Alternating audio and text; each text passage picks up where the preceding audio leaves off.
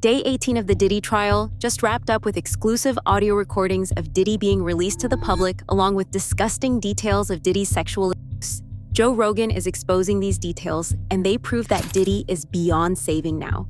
Not only that, but Diddy's lawyers have just filed for a mistrial, claiming that Cassie lied during her testimony.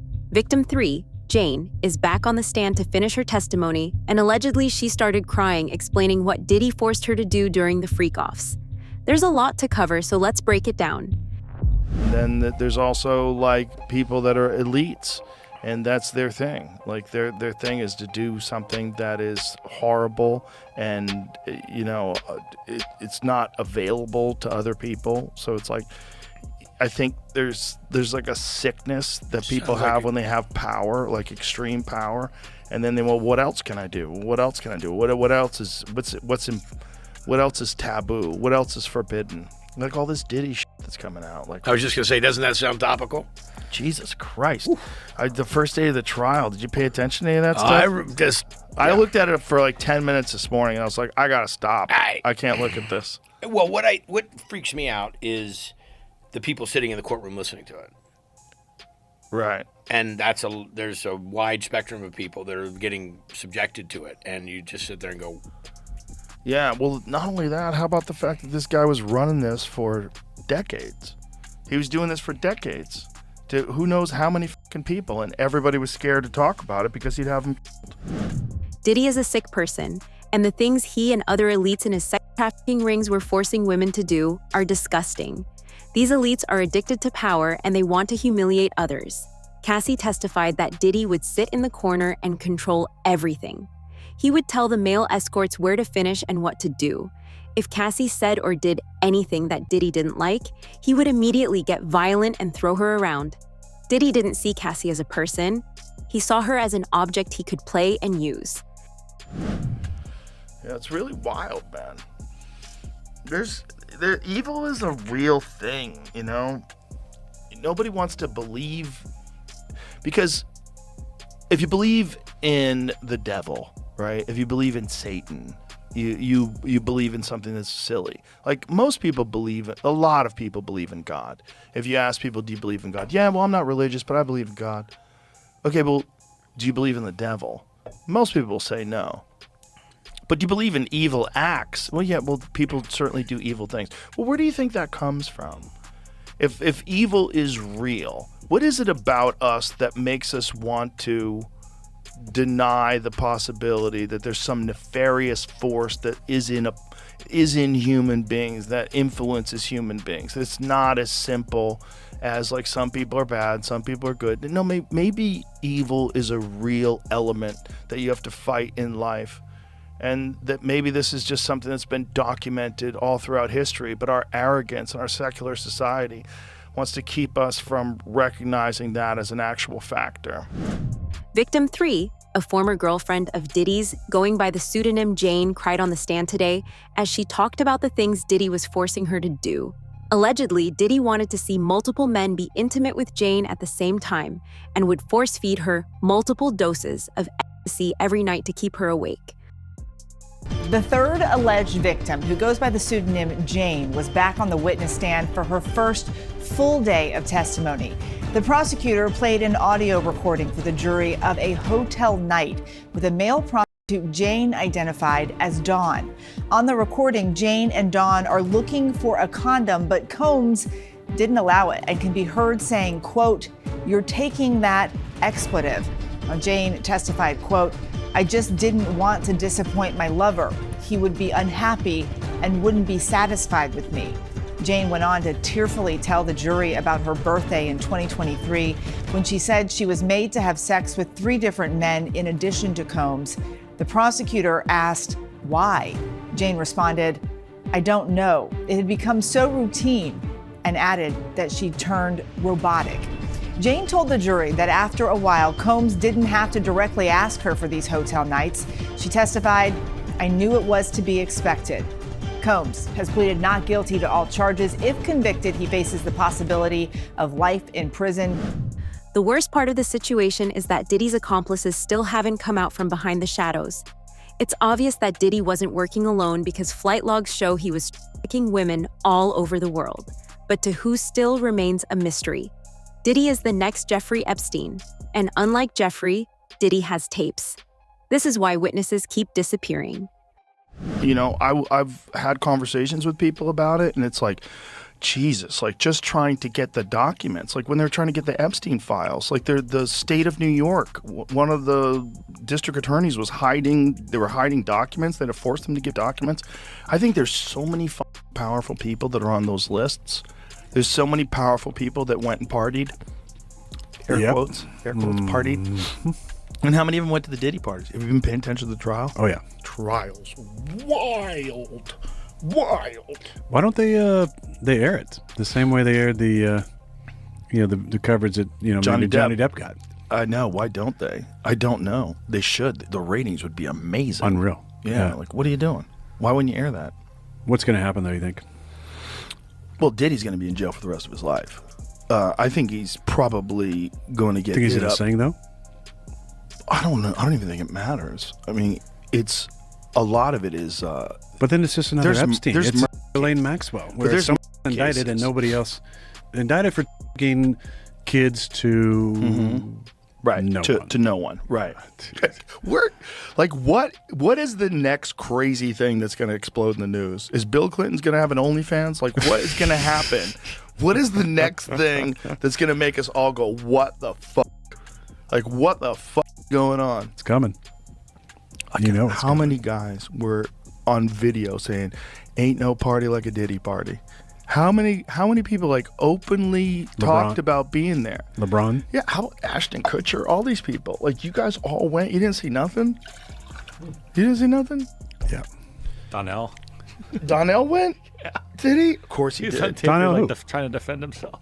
Is he really? Yeah. Is he trying to defend himself right now? It's pretty funny. I got to call him up.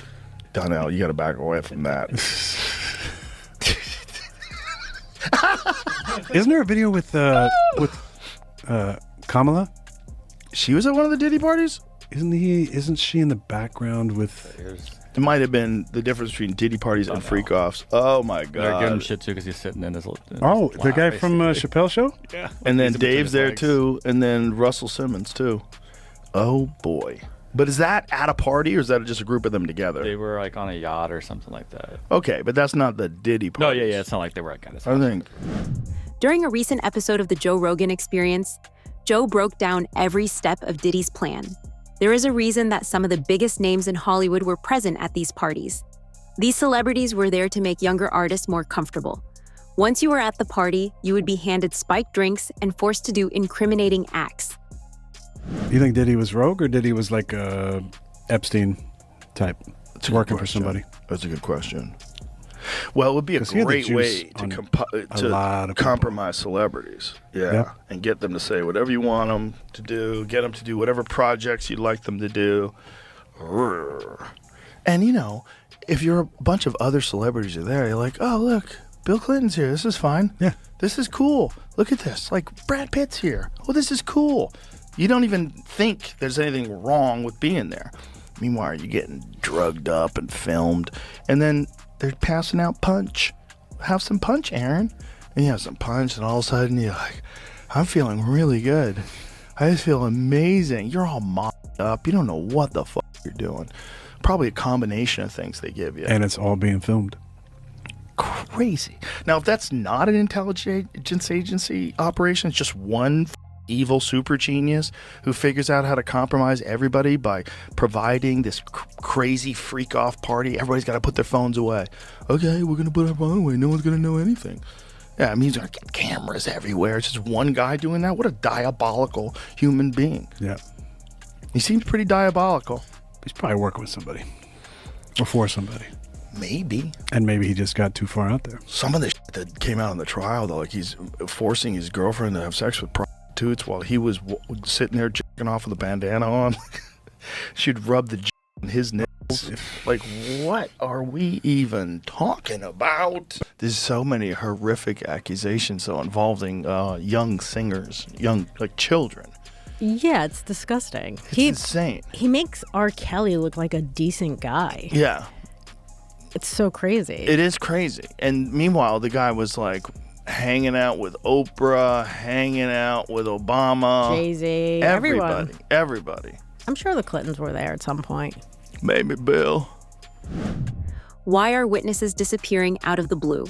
Months before the trial even started, Joe said that it was possible that the raid on Diddy's mansion was actually organized to get rid of the evidence. Is it a coincidence now that witnesses who could have named Diddy's accomplices have started to vanish? Who is under federal protection had her real identity leaked, despite a court order to keep her safe. This is no longer just about a music executive's wrongdoings. This case is exposing the darkness inside Hollywood, and that darkness is now fighting back. Someone is pulling the strings here, and they want the witnesses to know who's in control. By the way, interesting update from court. Sean Combs' counsel, Alexandra Shapiro, says some people on the internet think they figured out who Mia is. We got this video, again, that might be used to impeach her credibility. We got this video also from random people on the internet. We don't think this was ever posted on her social media. It was on some random website. Should we show it to you? I got to ask you, I have to move on to this question, Serena. This is quite alarming. How is this possible? I have no idea how it's possible, and I'm sure Mia is probably panicking in this moment in time. Like, are people stalking her on the internet, trying to figure out her identity? She testified that she was a victim, essentially. There's rape shield laws that exist to try to protect people in her position. And so this is really getting very nerve-wracking probably for her, and just absurd for the courtroom. If someone revealed her identity, is that a crime, Tyler? No, it's not a crime if somebody revealed her identity, especially if they're not a part of this case. The reason they have these confidentiality orders and protective orders is for the parties involved to do their best to protect a Jane Doe or anybody proceeding under a pseudonym's identity. It is possible for the public to learn their identity, but it's really the people who are part of the case who are agreeing to protect her confidentiality. Once she got on that stand, it's very possible that somebody knew her identity. What I find more troubling and less likely is if this video is being sent by random people on the internet, and that's what they want to proffer as evidence in this criminal trial. I find that hard to be admitted. If they could track the video from one person who could confirm the identity of the person, and then it could be used for impeachment evidence, that's different. But random people on the internet sending videos, that opens the door to a can of worms. As we peel back the layers of this case, things get even murkier. Some people think that the reason Homeland Security was sent instead of the FBI was because there were names that the government didn't want to get out. 3 U.S. presidents have been photographed at Diddy's parties along with British royalty. Is it possible that national security could have been threatened if the tapes were made public? Dozens of unidentified witnesses and alleged co-conspirators around the world. And some of the key witnesses to the supposed incidents are dead. Basically meaning, how can we defend against it? The defense is not even permitted to share the identities of the individuals described in the disclosure letter with Mr. Combs until April 18th, further hampering defense counsel's ability to investigate. Collectively, these new allegations require many months, if not years, to investigate, and if admitted, would require a series of mini-trials, certain to double the length of a trial the government originally said would last 3 weeks. So this is an explosive allegation that on its face, I don't know if I necessarily disagree with. If they are bringing in evidence of uncharged conduct, wouldn't the defense have an opportunity to investigate it and challenge it? It seems like they're making a point. So if this evidence is allowed in, there is a chance this could delay the trial significantly. We all know Combs wants to go to trial, but how can he properly defend himself against this in just a few weeks? Diddy's victims felt like they had no way out. Diddy controlled every part of their life and would also threaten their family. One of witnesses testifying against him under the name, Mia, says that Diddy brainwashed her and made her believe that if she ever went to the cops, he would unalive her. Here in New York, we are in week 4 of Sean Diddy Combs' criminal trial. The music mogul has pleaded not guilty to federal charges against him. Prosecutors continue to call witnesses who say they were victims of Combs' alleged abuse. Jerika Duncan has the latest, and we warned you that some of the details may be disturbing. A former personal assistant for Sean Diddy Combs returned to the stand Monday after accusing the rap mogul of physical abuse and sexual assault. Testifying under the pseudonym Mia to protect her privacy, she alleges that Combs groped and raped her, She told the jury she didn't speak up because she, quote, would have been silenced and would have lost everything. On cross-examination, defense attorney Brian Steele tried to undermine Mia's account, insinuating she lied about the abuse and was after Combs's money. This is the type of questioning you do in a he said, she said type of situation where there is no corroboration. This was the perfect opportunity for the defense to get aggressive, to point out those inconsistencies. Steele showed jurors dozens of examples of Mia sending friendly, supportive texts to Combs for years after her employment with him had ended. Steele also emphasized that before the trial, Mia didn't mention sexual assault allegations until after Cassie Ventura's lawsuit. On the stand, Mia told the jury, "I have never lied in this courtroom. Everything I've said is true." She testified that she didn't come forward sooner about alleged abuse because she was, quote, terrified and brainwashed after working for Combs. It only takes one juror to throw a wrench in the prosecution's plan and not get a conviction. If even one juror gets back there in that deliberation room and causes some reasonable doubt, that could be the defense's case. One of Cassie's friends, Brianna Bongolan, testified that Sean Diddy Combs dangled her off a 17th floor apartment balcony and how she saw him throw a knife at Cassie. Brianna told the court that she saw Cassie bruised and hurt several times, but didn't know what to do since she was scared of Diddy. Diddy had convinced the people around him that, due to his political connections, nothing would happen even if they reported the crimes, and the only one getting hurt would be Cassie. An alleged sex trafficking victim is expected to testify here today that Sean Combs used lies, drugs, and threats to force her into freak-offs after the jury hears more from a different woman who claims Combs hoisted her over that balcony. This morning, a critical witness for the prosecution, a woman testifying under the pseudonym Jane, who prosecutors say began a secret relationship with Sean Combs in 2020 and spent years in hotel rooms for forced sex.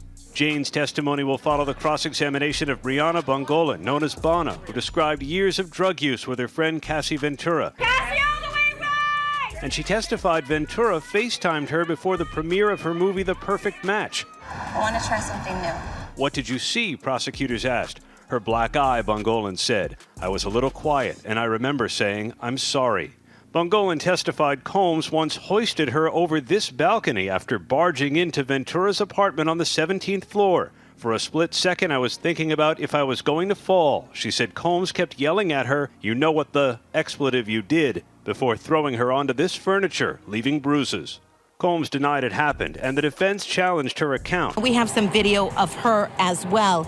And so she has been testifying about a particular incident in which Sean Combs dangled her over a balcony. We have some full screens we can put up for you in which we're telling you a little bit about who Brianna is. Now, she goes by the name Bonna. She's a friend of Cassie Ventura, who sued Combs in 2024 for allegedly groping her and dangling her over a balcony. She testified about this incident. So Cassie Ventura testified about this particular incident, testifying under an immunity order granted by the judge. So yes, Brianna is under immunity here, immunity order. She got on the stand earlier and she invoked the fifth. So the big thing, the big takeaway from her testimony is about being dangled over the balcony. Defense counsel has really been trying to tear her testimony apart, attacking her credibility as well as inconsistent statements they're saying that she has made as to where exactly this dangling incident took place, saying that Cassie Ventura said it happened in a hotel, but you're up here on the stand saying it happened in an apartment, basically indicating that her and Cassie are colluding together just in order to get money from Combs, because Brianna has filed a $10 million civil suit against Sean Combs. So far, Diddy's chief of staff is the only one who has been named in the trial. Described as the Ghislaine Maxwell to Sean Combs' Jeffrey Epstein, Diddy's chief of staff, Christiane Coram, had evidence on her phone proving that Diddy paid bribes to get rid of evidence. Keep in mind that Diddy was involved with New York Mayor Eric Adams too, and his connections to federal officers are why he was able to escape arrest for so long. Diddy's former chief of staff, Christiane Coram, had evidence found in her phone that was seized. Today, we heard the testimony from Eddie Garcia, who was a security guard at the Intercontinental Hotel. And he said that Christiane Coram and Diddy reached out to him multiple times to try to get possession of that video of Diddy Cassie Ventura, which he later claimed that him and his manager made this video disappear for Diddy and they were paid $100,000. After his bombshell testimony, the government said, "I'm going to enter a stipulation into evidence." During a search at the Miami airport, law enforcement seized 2 cell phones from Christina Korm. And they are talking about when they rolled up on Diddy trying to get on his private jet when they were raiding the house in Miami and in LA. And after re-looking at all of those photos, I was able to confirm Christina Korm was with Diddy this day, and this is when they took both of her cell phones from her. Weirdly enough, this is the very last time that we would publicly see Christina Korm with Diddy, and before she would go ghost, deleting all of her social media accounts, even her LinkedIn. Now, the government is saying that there was evidence in one of these cell phones. There was 24 contacts, including one for Eddie My Angel. Eddie Garcia, the security guard, just had testified that Diddy kept calling him Eddie My Angel after he got the video for Diddy. And they were also able to confirm that it was Eddie's cell phone number that was attached to this name in this phone. And if you remember in his testimony, he said Christina Korm even called his personal number to try to get him to get this video. And there was another contact that said Eddie My Angel, friend, Intercontinental. There was also a photo of the IDs on Christina Korm's device. In Eddie's testimony, he said that Diddy made them hand over their IDs before they signed the NDAs and got the $100,000. Eddie Garcia, the security supervisor at the hotel where Diddy assaulted Cassie, testified that Diddy and Christian Korm pressured him into signing an NDA in connection to the assault. Diddy and his team desperately wanted to delete the video of him beating Cassie. In exchange for $100,000 divided among members of the hotel's security team, Garcia said he signed a non-disclosure agreement that called for his silence and the destruction of evidence. Today, the jurors in his trial heard from a former security supervisor at that hotel. His name is Eddie Garcia, and he testified that not long after the attack happened, Diddy's chief of staff, Christina Korm, called him to ask for the footage. He said that he told her no on the phone, and again when she showed up in the lobby, said he told her no again.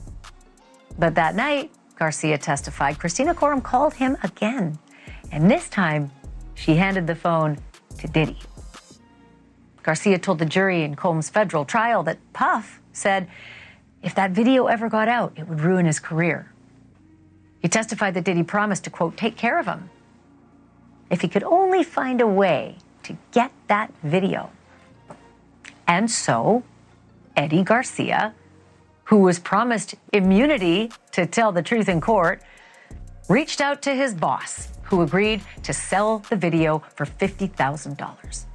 And the following day, Garcia brought a USB drive with that video to a meeting he said included Diddy, that chief of staff, Christina Korm, and one of Diddy's bodyguards. But before handing over that little USB stick, Garcia said he told Diddy he was worried. He was concerned he might be implicated in a crime if Cassie Ventura ever called the police and complained. At which point, according to Garcia, Diddy had a plan. FaceTimed Cassie and ordered her to, quote, tell him you wanted this too, Cassie.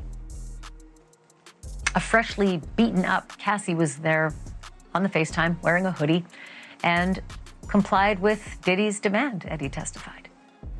He then said he signed a contract swearing that no other copy of the video existed and swearing him to silence with $1 million penalty if he ever spoke of what he saw or of what he did, i.e. the payoff. In return, Garcia says he was handed a bag containing $100,000, double the amount that Garcia's boss had asked for. There's a chance that this trial could get thrown out. Diddy's lawyers have just filed for a mistrial, and if their request is accepted, Diddy walks. The defense alleges that federal prosecutors presented demonstrably false or materially false evidence, specifically regarding testimony that Diddy allegedly dangled Brianna Bongolan. This just happened on a Saturday. Diddy's attorneys have filed for another mistrial. They are claiming, these are their claims, that the government knew that Cassie was lying in her testimony. And I'm gonna go over all of this in an episode that should be up tomorrow because we're cross-referencing Cassie's testimony, Bonna's testimony, but what they're mainly arguing, in essence, is that Cassie testified on the stand that she saw Sean Combs, Diddy, dangling her friend Bonna off of a 17th floor balcony. And the defense is saying in their motion, well, that can't be true because the government has text messages between Cassie and Christina Coram where Cassie texts her, hey, I just found out some crazy shit. Okay, I'm gonna read you the full text verbatim, but it says, hey, I just found out some crazy shit. He came into my house while my friends were here and we were all sleeping and they woke me up because he was ringing the bell crazy at 3 a.m. And when he came in, I went to my room and he went at Bonna, choked her, and then dangled her feet off the balcony. This is crazy, ... I have to stay away. So the defense is arguing that the prosecutors knew that Cassie did not see Diddy dangling Bonna off the balcony, and yet they proceeded to ask her multiple questions about what she saw that night. They put in their motion for a mistrial. This is their last sentence, quote, accordingly, the court should grant a mistrial based on prosecutorial misconduct. Victims are speaking out, witnesses are vanishing, and powerful names remain protected. The question now isn't just whether Diddy goes down, it's how many others will fall with him. Will justice finally be served, or will the elites bury the truth once again? Let us know what you think in the comments. Is Diddy done for, or will his connections pull him out one more time? Stay tuned, because this story is far from over. Don't forget to like, subscribe, and hit that bell so you don't miss the next chapter in the unraveling of one of Hollywood's darkest scandals.